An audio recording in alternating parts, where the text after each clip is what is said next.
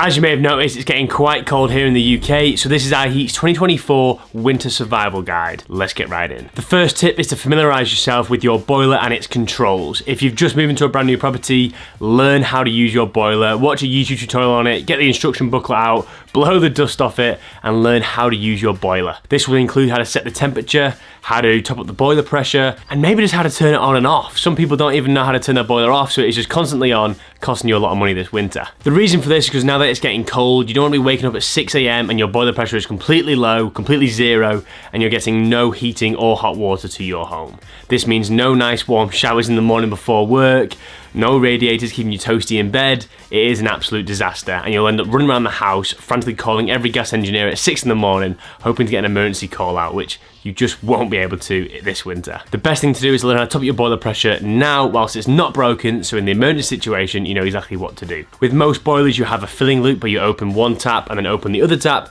and it'll top up the pressure nice and slowly. However, my boiler, for example, is a Worcester 8000. You go underneath, it's got a blue lever, you open it up and the pressure rises. The best thing to do is to Google your exact boiler model and find out exactly how to do it. For those wondering what boiler pressure is, you want it to be between 1 and 1.5 bar. Anything above can cause issues, anything below can cause issues, so get it sorted right away. If you need to know how to reduce your boiler pressure, check out our video up here as it has loads of tips by me on how to do this. The first tip of the video is to turn your house temperature down by 1 degree. So grab your thermostat, go on the temperature and drop it down by 1 degree just to try it out and see how you react, how the people in your house react, and just how your house feels during this winter. Knocking it down from 21 to 20 degrees can actually save you a lot of money over the period, and you won't even notice it.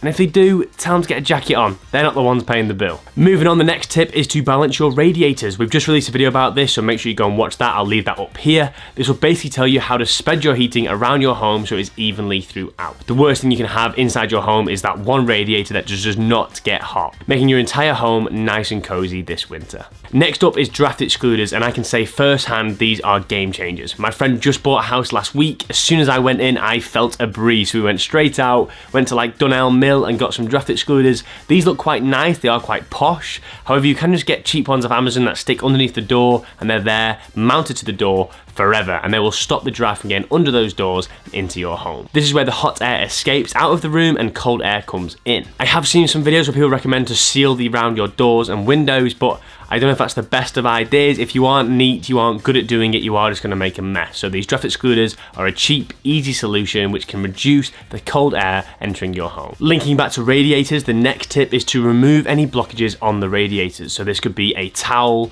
a sofa, clothes drying. In my parents' home, we used to have this one radiator which heated up the entire front room, but the massive sofa was in the way and we could never get any heat. The sofa, beautiful, nice and warm, but anywhere else in the room was really cold. So for this, move the sofa, rearrange the room so that the radiator can spread that heat across the entire room. Up here in the attic, I normally have towels drying on the radiator, but now it's getting really cold. They need to be out of the way on a clothes maiden, on hooks somewhere, drying out of the way. The next tip includes your thermostat. Make sure to start using these how they're meant to be used. Get a schedule on.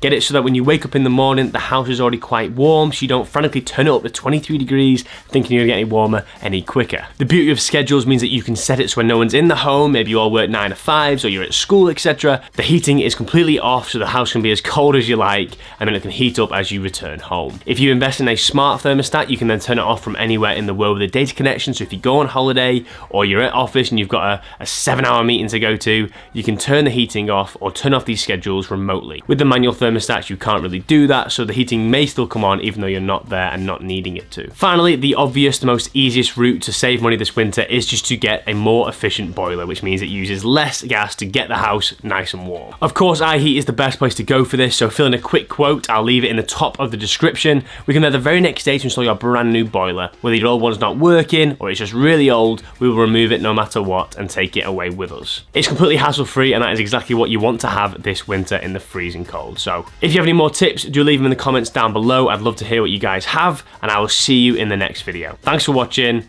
This has been iHeat.